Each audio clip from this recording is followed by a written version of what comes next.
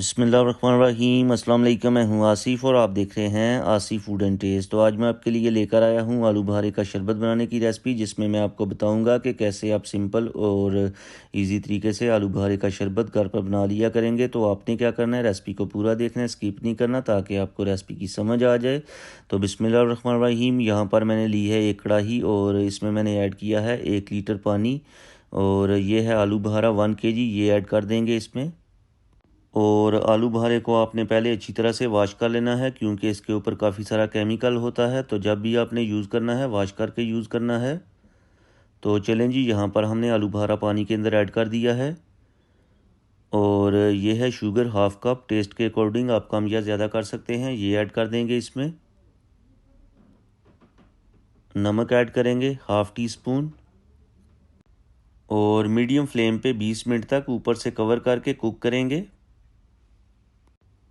तो यहाँ पर 10 मिनट गुजर चुके हैं और चेक करते हैं कि इनकी क्या सिचुएशन है। तो ये देखें, ये तकरीबन हाफ़ कुक हो चुके हैं और जो स्किन है वो भी ऑफ होना शुरू हो गई है, और दोबारा से कवर कर देंगे। तो चलें जी, टोटल हमारे 20 मिनट गुजर चुके हैं।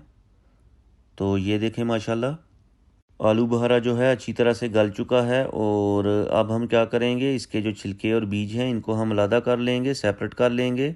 और सेपरेट करने के बाद जो पल्प हमारे पास बचेगा, इसको हमने अच्छी तरह से मैश कर लेना है। तो चलें जी, यहाँ पर मैंने पल्प को अच्छी तरह से मैश कर लिया है, और ये वो बीज हैं जो मैंने सेपरेट कर लिए थे, अलग कर लिए थे। और अब हम क्या करेंगे, ब्लेंडर का जग लेंगे और पल्प जिसको हमने रूम टेम्परेचर के ऊपर ठंडा कर लिया था, ये ऐड कर देंगे इसमें।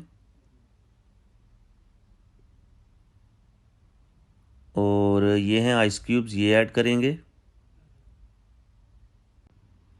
और आइस क्यूब ऐड करने के बाद कवर लगा देंगे, और कवर लगाने के बाद अच्छी तरह से ग्राइंड कर लेंगे।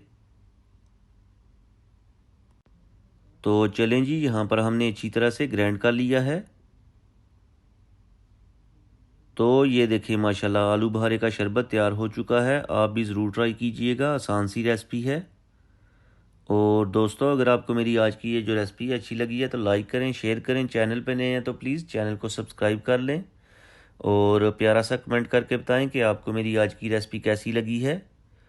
और प्लीज़ वीडियो को लाइक और शेयर कर दें, और मुझे दीजिए इजाज़त। अगली वीडियो तक दुआओं में याद रखिएगा, अपना बहुत ज़्यादा ख्याल रखिएगा। अल्लाह हाफिज़।